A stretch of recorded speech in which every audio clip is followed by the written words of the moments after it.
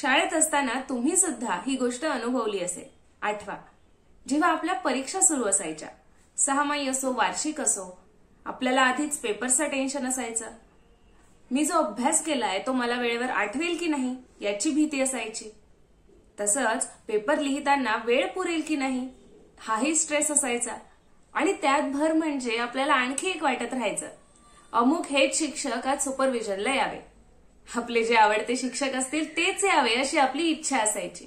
आणि बऱ्याचदा तसं व्हायचं सुद्धा, म्हणजे तेच शिक्षक यायचे. झालंय ना असं? कधी कधी असंही व्हायचं की जर आपल्याला वाटतंय एखादे स्ट्रिक्ट सर आहेत किंवा मॅडम आहेत ते आज सुपरविजनला येऊ नये असंही वाटायचं. आणि एखाद्या विषयाविषयी जशी आपल्याला भीती असते तशीच एखाद्या शिक्षकांविषयी असू शकते. म्हणजे विनाकारणच ती भीती असते, कारण कुठलेही शिक्षक जरी ते स्ट्रिक्ट असले तरी ते विनाकारण कुठल्याही विद्यार्थ्याला रागवत नसतात, काही कारण असल्याशिवाय. आणि मुलांच्या हितासाठीच आपले शिक्षक आपल्याला रागवत असतात किंवा ओरडत असतात. पण त्या वयात ही समज नसते की शिक्षक आपल्याला कशासाठी रागवतायत, ते एवढे स्ट्रिक्ट का वागतायत. पण तशी भीती एखाद्या विषयी असू शकते. आणि त्यावेळेस जर कठीण पेपर आहे समजा आणि त्या दिवशी हे स्ट्रिक्ट आहेत बाबा, हे सर किंवा ह्या मॅडम यायला नको असं आपल्याला वाटलेलं असतं, पण उलट होतं, ते येतात असंही व्हायचं. झालं असेल आठवा. तर हेच मला सांगायचंय की जेव्हा आपल्याला असं वाटत असतं की हे होऊ नये आणि तरीही ते होतं, तर हे कशामुळे? लॉ ऑफ अट्रॅक्शन, आकर्षणाचा जो सिद्धांत आहे त्यामुळे. जसे विचार आपल्या मनात सुरू असतात तसंच आपल्या आयुष्यात घडत असतं. जर एखादी गोष्ट आपल्याला हवी आहे, ती मिळावी यासाठी आपले प्रयत्न सुरू आहे आणि त्याचाच विचार आपला सातत्याने आपल्या डोक्यातही सुरू आहे, तर ती गोष्ट आपण मिळवू शकतो. पण एकीकडे जर समजा आपल्याला काय व्हायला नकोय हेही विचार आपल्या मनात सुरू असतील, हे घडायला नकोय, हे व्हायला नकोय असं आपल्याला वाटत असेल तर तेही घडतं. हे कशामुळे हेच आपण आजच्या भागात सविस्तर समजून घेणार आहोत, आणि तेही एका पुस्तकाच्या माध्यमातून. पुस्तकाचं नाव आहे दी सिक्रेट. आंतरराष्ट्रीय पातळीवर अतिशय नावाजलेलं पुस्तक आहे हे. पुस्तकाच्या लेखिका आहेत रोंडा बर्न आणि त्याचा मराठीत अनुवाद केलाय डॉक्टर रमा मराठे यांनी. हे पुस्तक इतकं लोकप्रिय होण्यामागचं मूळ कारण हेच की पुस्तक आपल्याला आकर्षणाच्या सिद्धांताबाबत अतिशय सविस्तर ज्ञान देतं. आकर्षणाचा हा जो नियम आहे तेच सगळ्यात मोठं रहस्य आहे.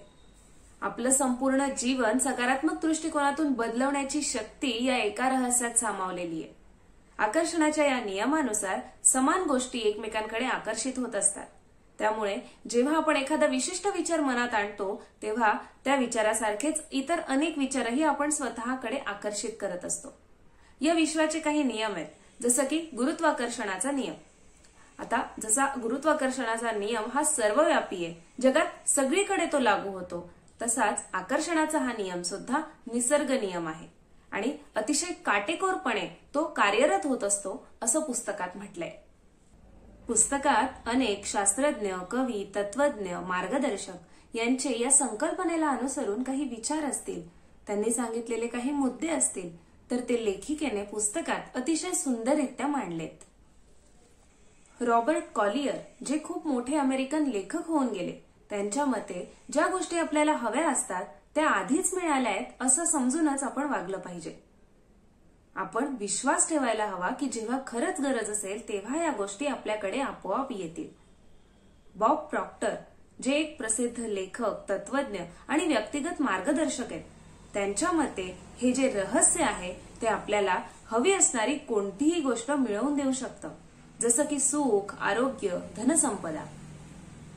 लिसा निकोलस या व्यक्तिगत सशक्तीकरण विशेषज्ञ व प्रसिद्ध लेखिका आहेत. त्यांनी तर फार मोलाचं मार्गदर्शन केलंय.